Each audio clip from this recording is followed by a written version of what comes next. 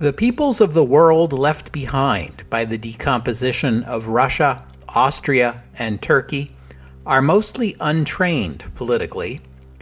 They are mostly destitute and will require much nursing toward economic and political independence.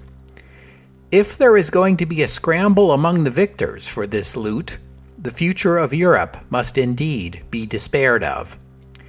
The application of the spoils system at this most solemn juncture would indeed be incorrigible madness on the part of rulers, and enough to drive the torn and broken peoples of the world to that despair of the state, which is the motive power behind Russian Bolshevism. Jan Smuts, Plan for the League of Nations. Welcome to the history of the 20th century.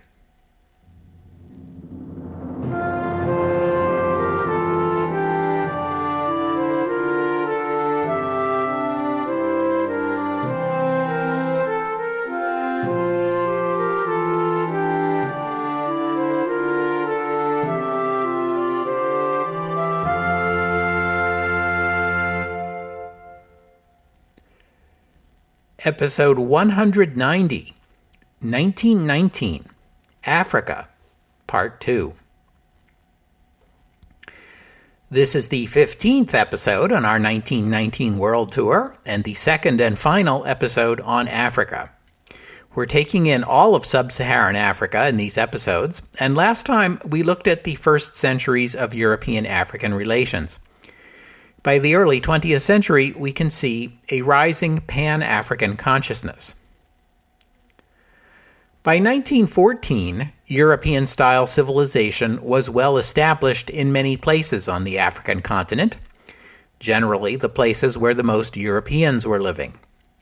But their presence also led to the emergence of a native African middle class of people who worked for or with the Europeans. These new middle-class Africans could as often be seen playing football or chess or attending public events as could their European counterparts. They even danced. Waltzes from Europe, please, not native African dances. Even as Europeans of this time were learning to dance to ragtime and jazz, the latest music from America, although its genealogy can be traced back to you-know-where, yes, Africa. Once again, the irony fairy is hard at work. This first generation of Africans raised and educated under European rule came of age expecting to cash in on the promises made to them by their rulers, to wit, that once they became properly educated and civilized, they would be granted greater control over their own lives, over their communities, and over the nations they were part of. They would enjoy more of the benefits of modern trade and prosperity. Then came the Great War. During the war, Africa was both a theater of battle and a source of crucial manpower in a conflict where numbers were everything. Millions of Africans fought in the war. The French used soldiers from Algeria and from West Africa on the Western Front, at Gallipoli, and in the Near East. The British and Germans used African soldiers exclusively in Africa. The Germans had no other option here, as they had no way to bring African soldiers to Europe or send Europeans to defend their African colonies. The British found African soldiers to be the best African fighters, under conditions where neither European nor Indian soldiers managed very well, and not even white South Africans. Millions more Africans were hired or conscripted to serve as porters to supply the soldiers, again raising the question of how forcing Africans to leave their homes and travel long distances so they can be put to work carrying heavy loads for the benefit of European masters is any more enlightened than the slave trade that Europeans claim they now disdain. Much of this is already familiar to our regular listeners, but here's a moment from the Great War period I haven't gotten around to talking about yet. It concerns Ethiopia and the successor to its emperor, Menelik II. We last met Menelik all the way back in episode 23, when he led Ethiopia to victory during the 1896 war with Italy, making Ethiopia the first African nation in modern times to win a war against a European nation. On a side note here, and for the sake of podcast consistency, I want to interject that English speakers in the early 20th century usually called Ethiopia Abyssinia, just as they usually called Iran Persia and Thailand Siam. As is the case with those other two countries, the more modern name Ethiopia is closer to what the inhabitants themselves call their country, so I'm going to go ahead and use it here in the podcast, even though at this historical moment it is a bit of an anachronism. Anyway, Menelik and his army defeated the Italians and preserved Ethiopian independence. He also introduced a number of domestic reforms that modernized the country and won international recognition for Ethiopia as a sovereign state. By 1914, Ethiopia was the only independent African state, apart from Liberia, which was really more of an American protectorate. Menelik was a successful and respected ruler, but in October 1909, at the age of 65, and 30 years into his reign, the emperor suffered a massive stroke, which incapacitated him for the remaining years of his life. He passed away in December 1913. A regency council governed Ethiopia during the period of the emperor's incapacity, but his death left the country with a succession problem. You see, although Menelik had been married 3 times, he'd had no children by any of his wives. He did father a number of illegitimate children by several other women, and he legitimized 3 of them, 2 daughters and a son. The son, alas, died in his teens.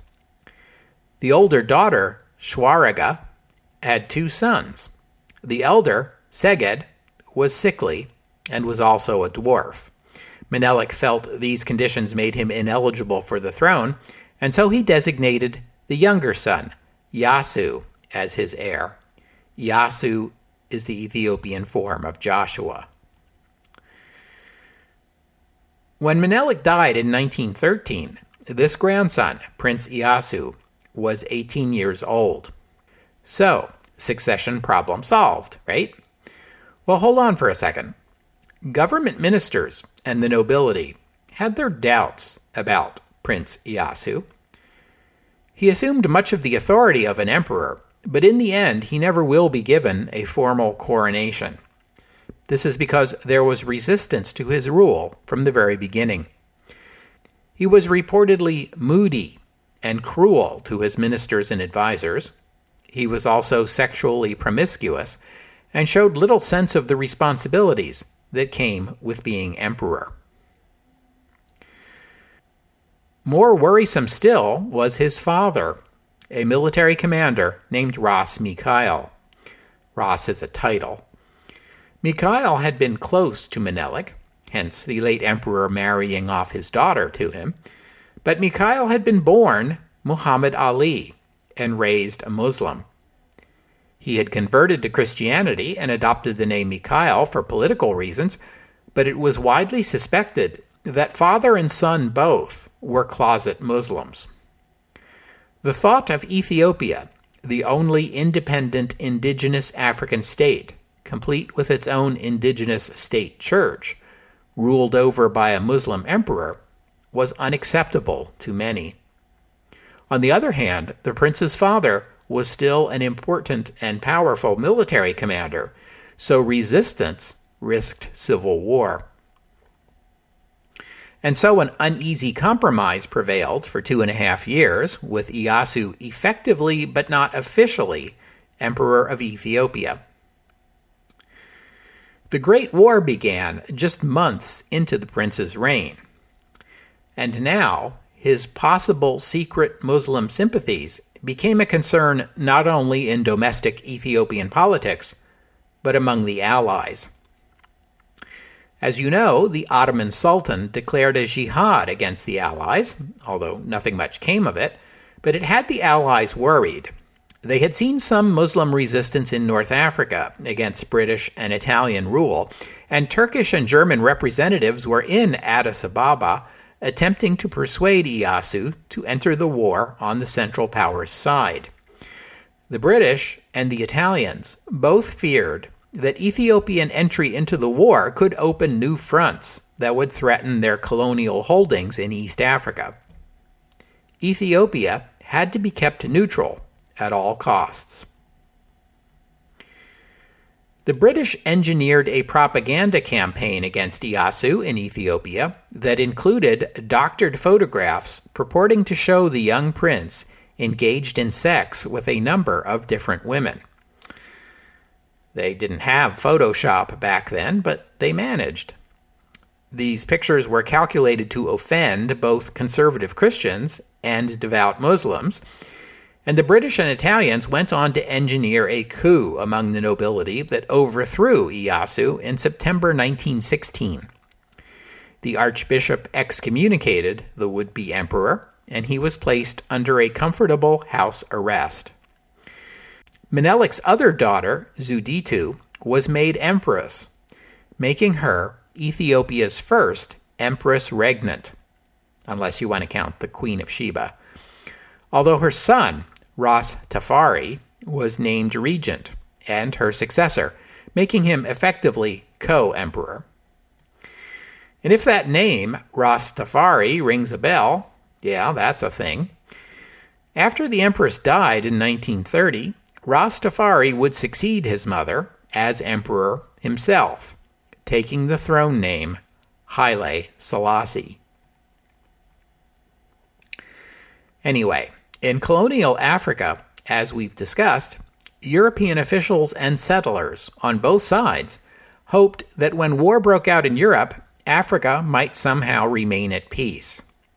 Many Europeans living in Africa felt they had more in common with fellow Europeans than with the indigenous Africans, and worried that if you taught Africans how to use rifles and shoot Europeans, that could lead to, well, the Africans remembering those skills even after the war was over. Well, the war did come to Africa, and some Africans were indeed taught how to be soldiers, fulfilling the colonialists' worst nightmares. When Europe called, Africans had answered, not only with their soldiering, but with their labor and with increased taxes, just like Europeans. If Africans shared equally in the burdens of war, should they not also share equally in the blessings of peace? An editorial in the Gold Coast Leader in May 1918 made this point, looking ahead to the peace talks. And I quote, "Never before in modern history has the black man a better opportunity for his uplift than in the present war. We shall not be left out of the reckoning at the last day." Even worse, from the colonialist point of view, once Mr. Lloyd George and Mr. Wilson got to talking about self-determination, some Africans began to ask whether that concept also applied to them. Algerian and Egyptian delegations actually came to Paris, but they were not permitted to take part in the peace talks. Also in Paris were delegates to the Second Pan-African Congress, which met in February 1919 in parallel with the Paris Peace Conference. The Congress was organized by friend of the podcast W.E.B. Du Bois, the African-American writer and civil rights activist. There was already the Pan-African Association, meant to unite the efforts of indigenous Africans with the African diaspora, especially in the U.S. and the West Indies, to pursue equal rights for all persons of African ancestry. Over 50 delegates attended the Congress, representing 15 nations. The largest contingent came from the United States. Few actual Africans attended because their colonial governments blocked them by refusing them passports. Still, the Congress did useful work. It called on the Allies to take joint control of the former German colonies in Africa, rather than parceling them out among the victors, and to grant Africans the greatest possible degree of home rule. At the peace conference, they listened politely, but no more. Still, the Congress was a step forward in the process of developing that African consciousness I've been talking about.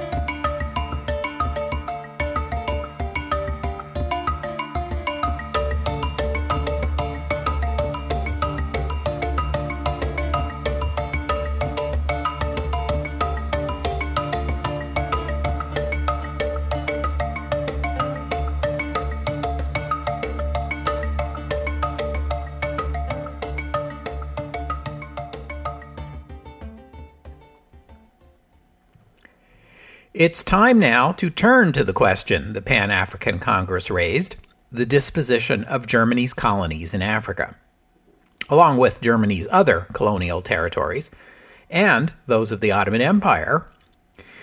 For the British and the French and the Japanese, there was a simple answer to all of this. The formerly German colonies were spoils of war, to be divided among the victors. The Allies had already worked out who was getting what. In the Pacific, Japan would get all German possessions north of the equator, while territories south of the equator would go into the British Empire.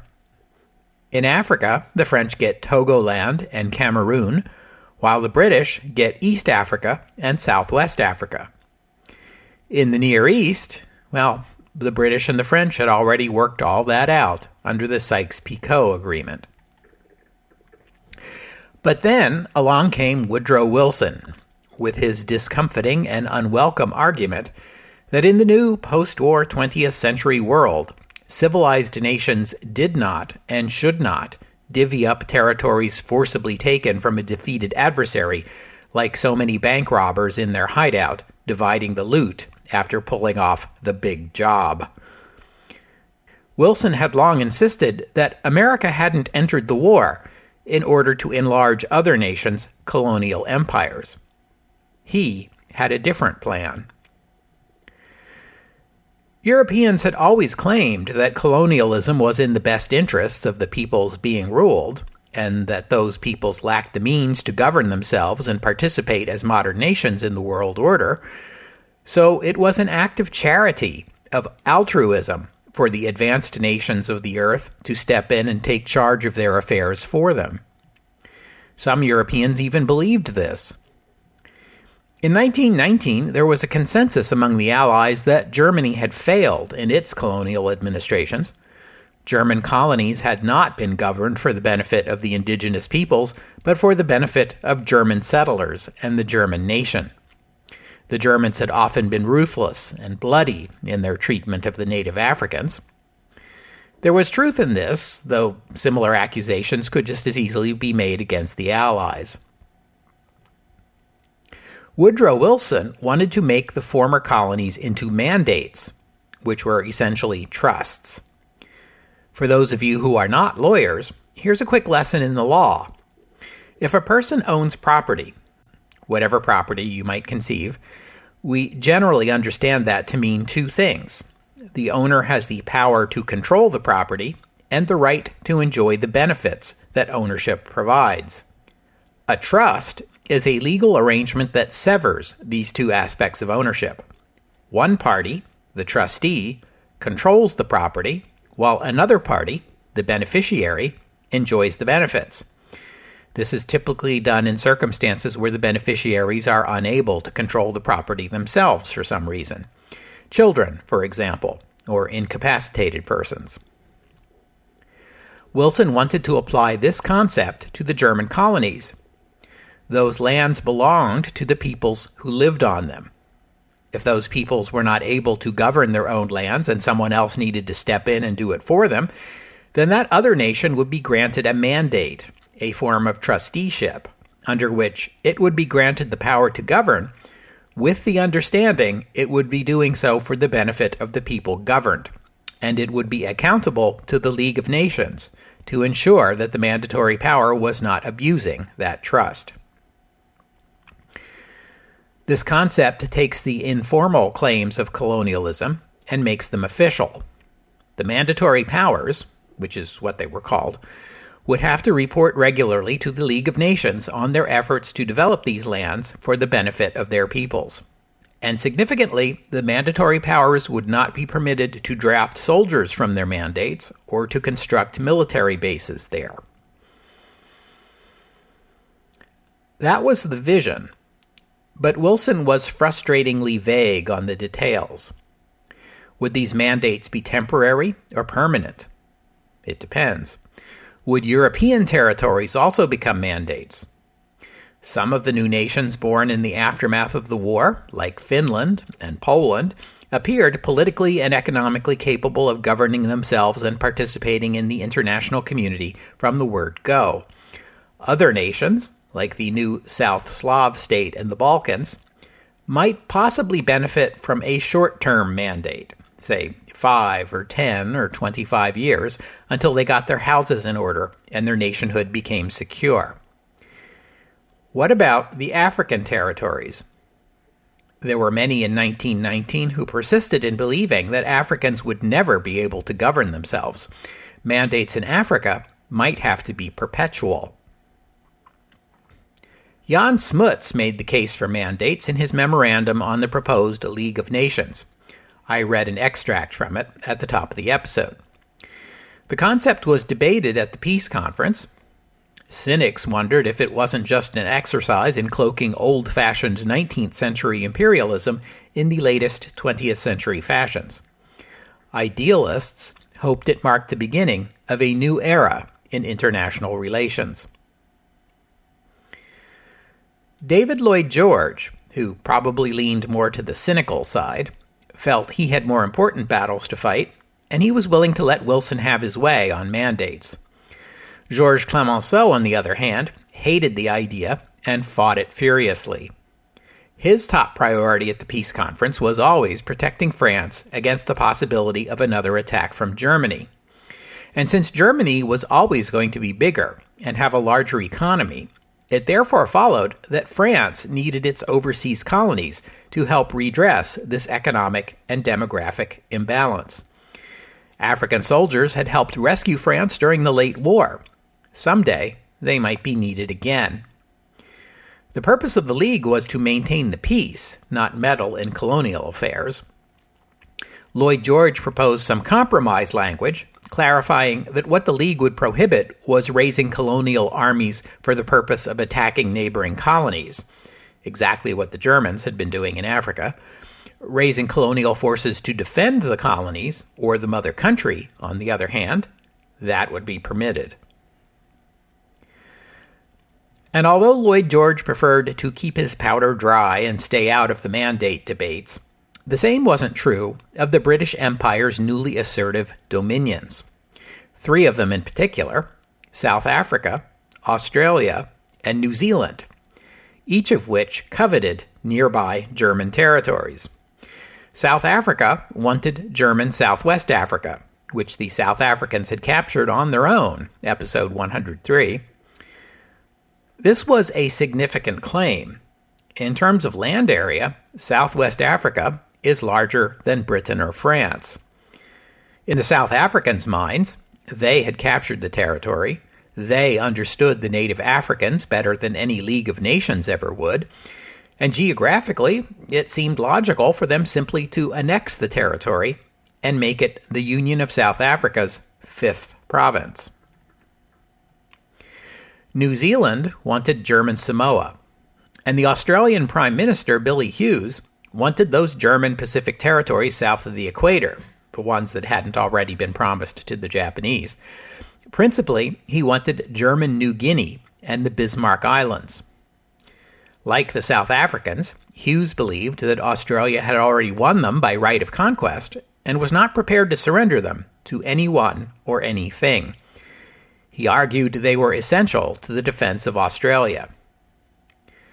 Woodrow Wilson asked Hughes whether Australia was prepared to stand against the whole world on this matter.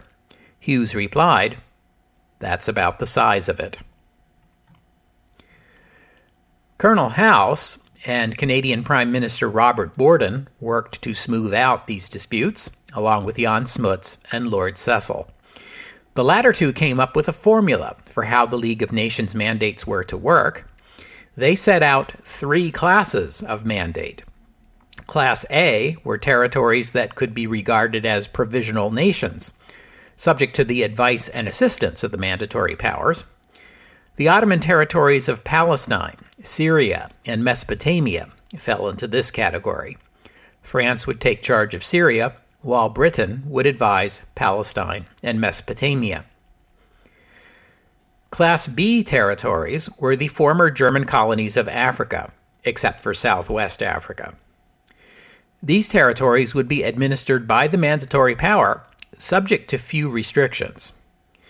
Freedom of conscience and freedom of religion were to be respected, and the mandatory power could not construct military bases in the mandate. Togoland and Cameroon were mostly given to France, with some portions reserved for the British.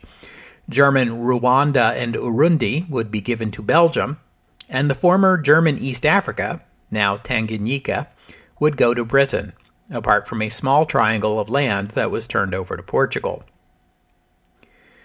The remaining German colonial holdings were Class C, described as best administered under the laws of the mandatory as integral portions of its territory.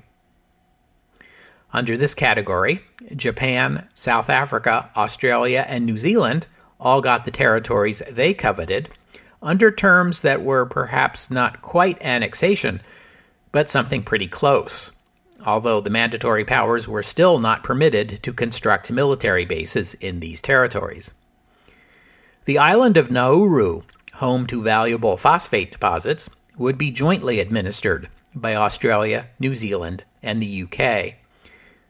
Billy Hughes described the difference between a Class C mandate and annexation as like the difference between a 999-year lease and outright ownership. In the final analysis, David Lloyd George proved to be right in that the mandate concept was no serious problem for the imperial powers.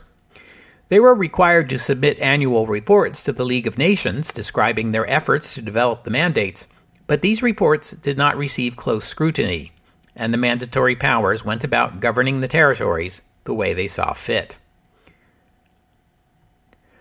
While the Allies were working out their system of mandates, the Russian communists were developing their own policy toward Africa, one that will prove to have a surprisingly large impact on the continent. This is because the communists quickly adopted the view that Africans were as much downtrodden workers, victims of rapacious capitalism, as were the workers of Europe.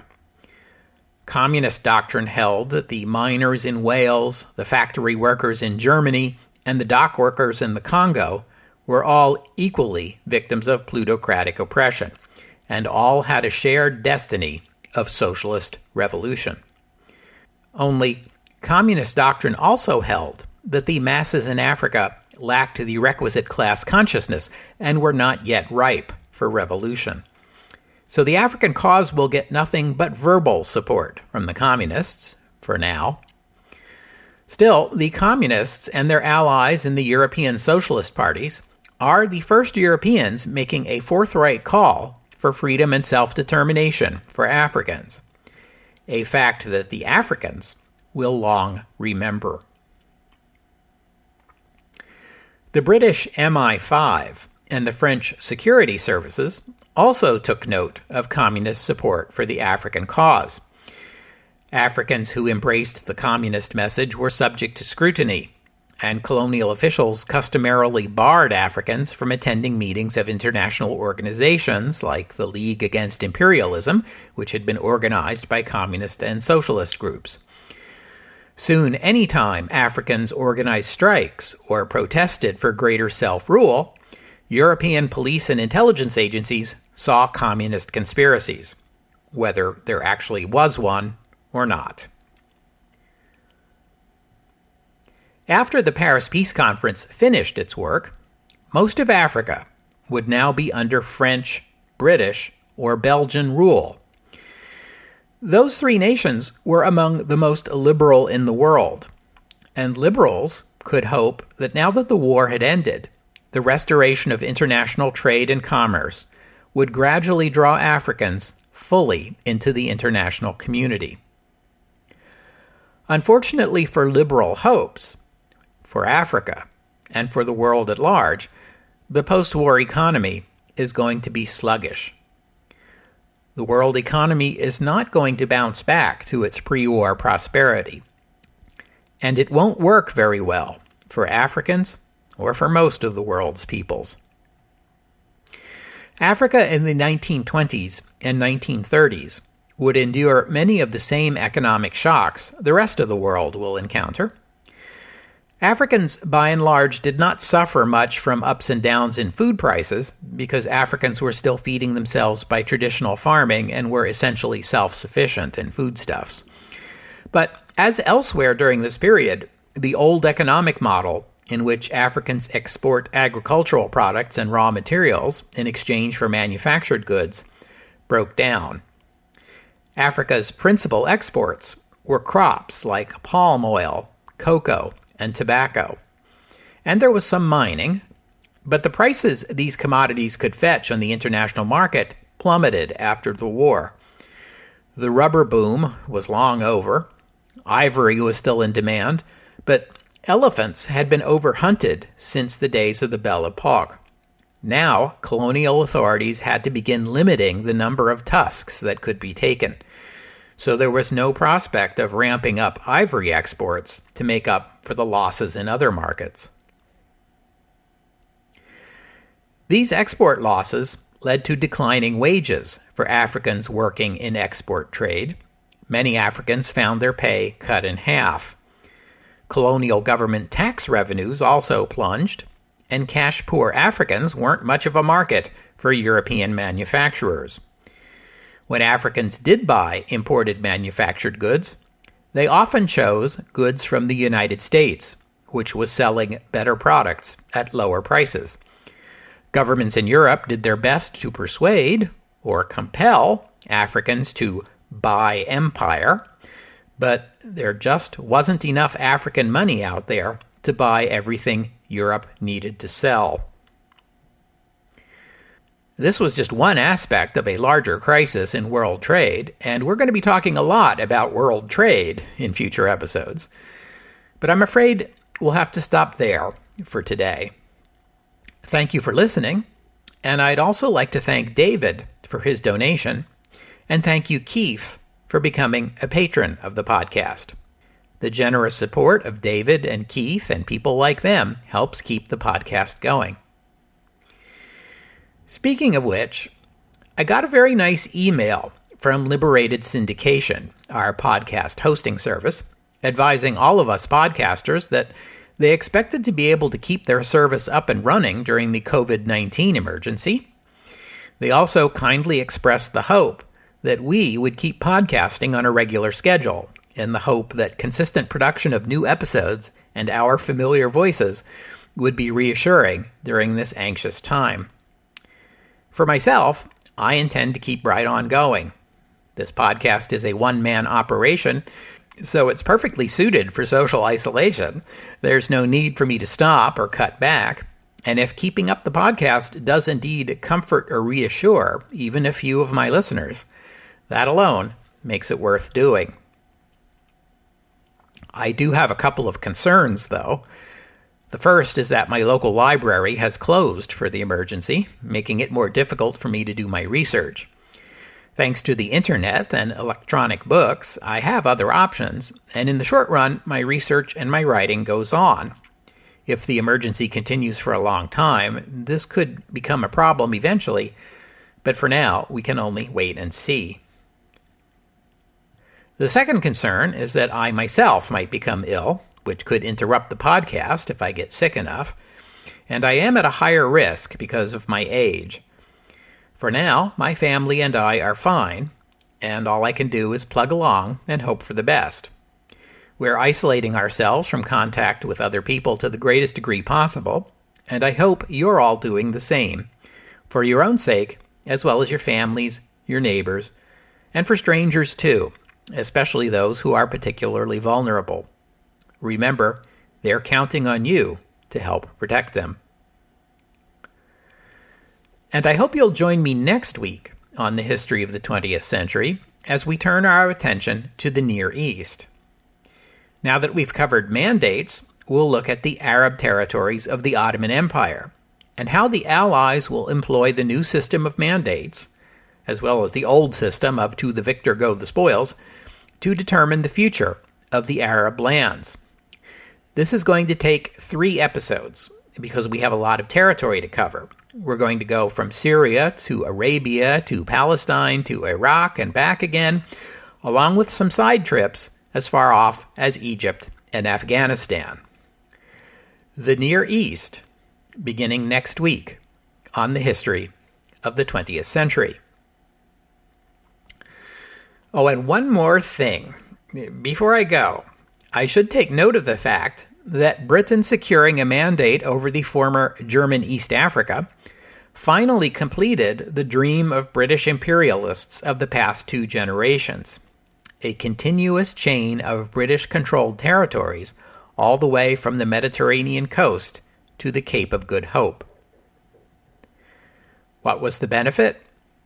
Well, apart from the swelling of patriotic pride one might feel when looking at a map of Africa and taking note of that pleasant meandering strip of pink winding its way down the eastern part of the continent from Egypt to South Africa, one might also envision projects to develop communication and transportation links spanning the world's second largest continent, a British Trans-Siberian Railway, if you will.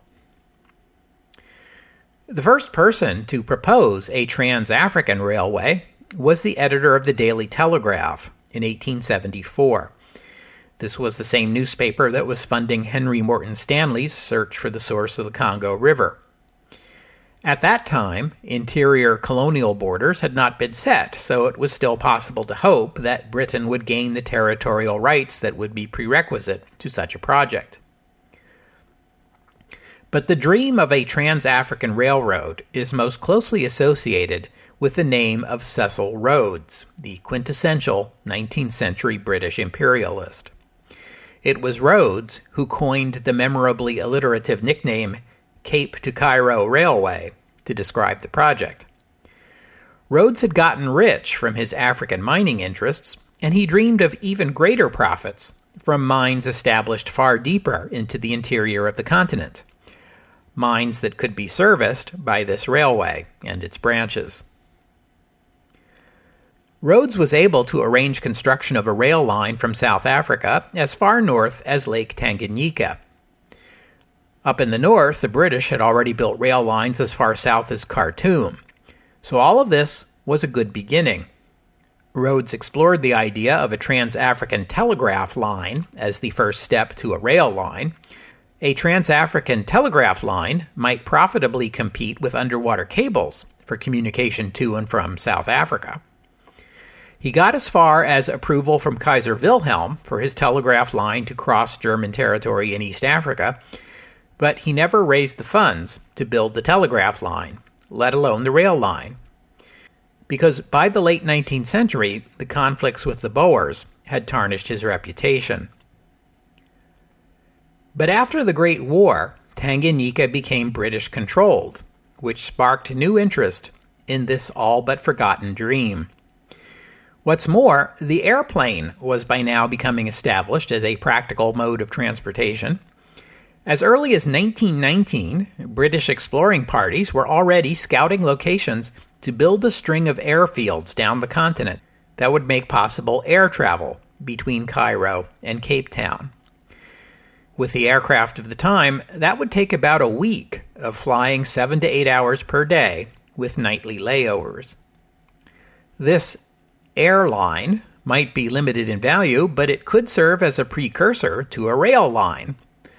By 1920, existing rail lines already traversed about 2/3 of the distance, down the Nile Valley and north to Lake Tanganyika, Only the middle third remained to be built.